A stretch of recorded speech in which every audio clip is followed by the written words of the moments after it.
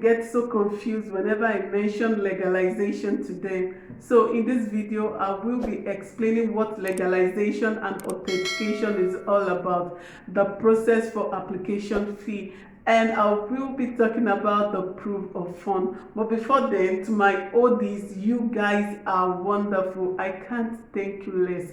And if you're new here, you're welcome. Please don't forget to click on the subscribe button and press the post notification so that you always see my videos whenever I make uploads. Thank you.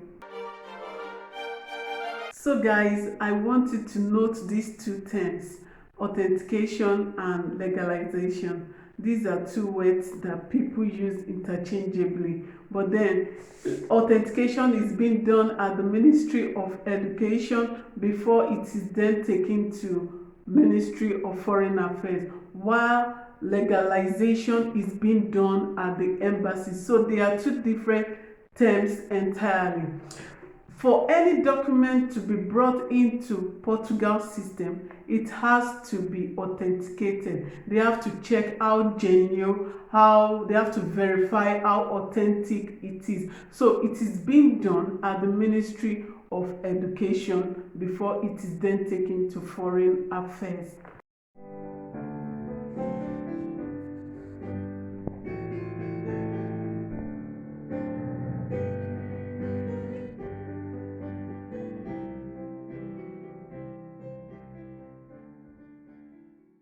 For instance, a prospective master's student who wants to authenticate his result and he finished from a country, let's say Ghana for example, what he has to do is to take his BSc result to the educational board. I don't know what they call it there, but in Nigeria we call it Ministry of Education. You have to take it there for them to put their seal.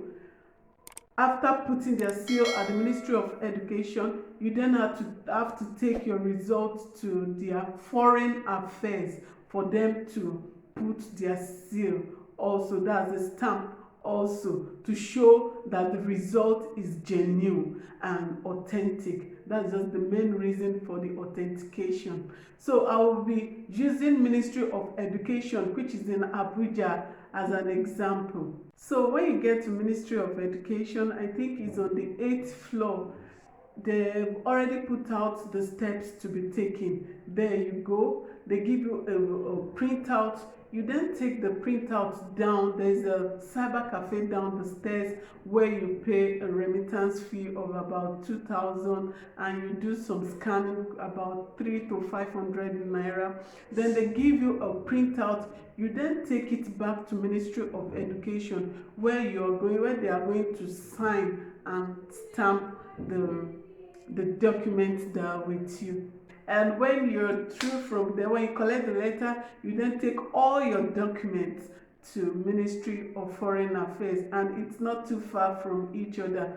So because of COVID, there are some restrictions, and when you get there, you submit your documents there. You will meet some agents out there. Because of COVID, you can meet some agents out there for them to help in submit it. But if you have the time, you can do it all by yourself. It's not a big deal.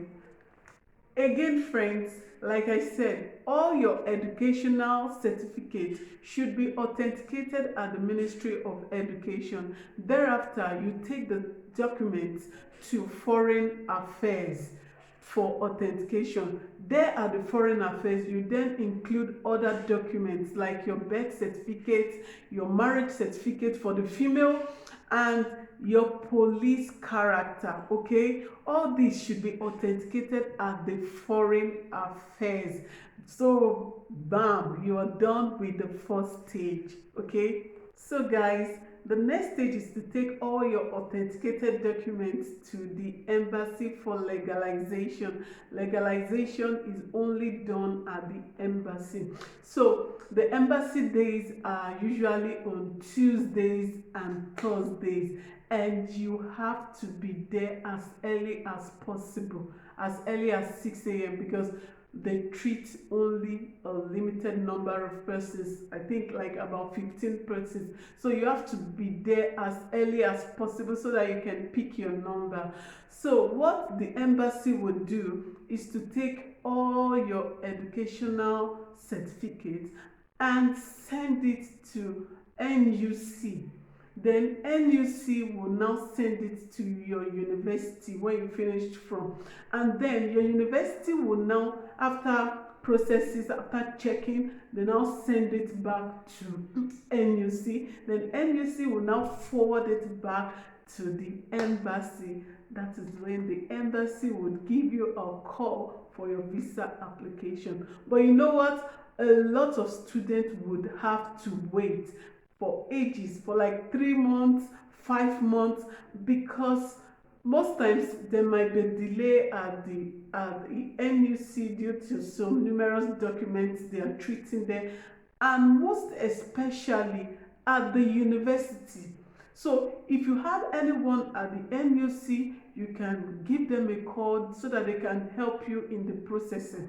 You don't have to pay anything. Then your school, you have to do a thorough follow-up, because a lot of students have really complained that my school is the delay, my school have been delaying the processing, and if the school doesn't send it back to NUC, there is no way NUC will send it back to embassy, and embassy would not call. So you have to do your follow-up. Don't go back and rest. Follow up until the embassy calls you, okay? Application fee. Different schools with their different payments. I think I've made mention of it in my past videos. If you have not watched my video, I think you can see it somewhere here. So some schools will put out their school account number where you have to make a transfer. Usually it takes a longer time when you are doing the transfer from Nigeria, where you have to put in your card details.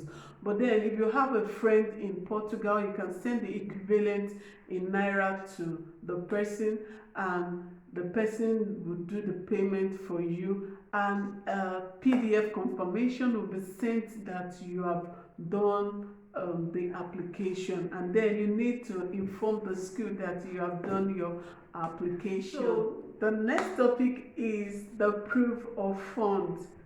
Guys, a lot of people have been asking, how much should I have in my account? How much should my sponsor have?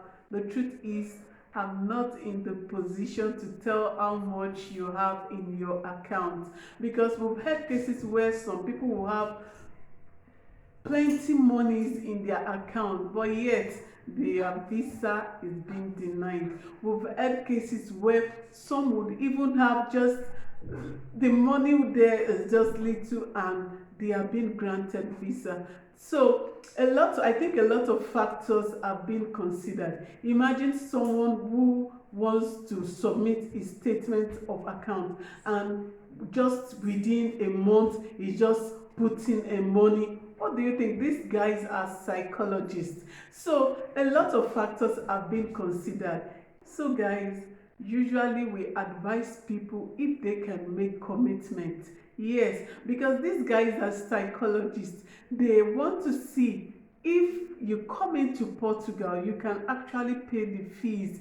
So if you can pay to some extent, since the fees are being divided into 10 places, if you can make half payment, like five parts of the payment, if you can do that, at least these people will know that you are coming into Portugal to come and study, not just otherwise, because right within them, I think they believe Africans want to come into Portugal and do otherwise.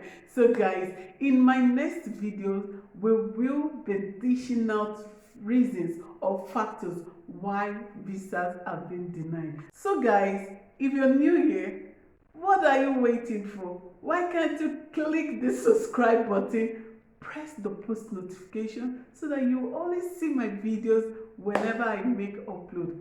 Thank you so much for watching. Bye. Ciao.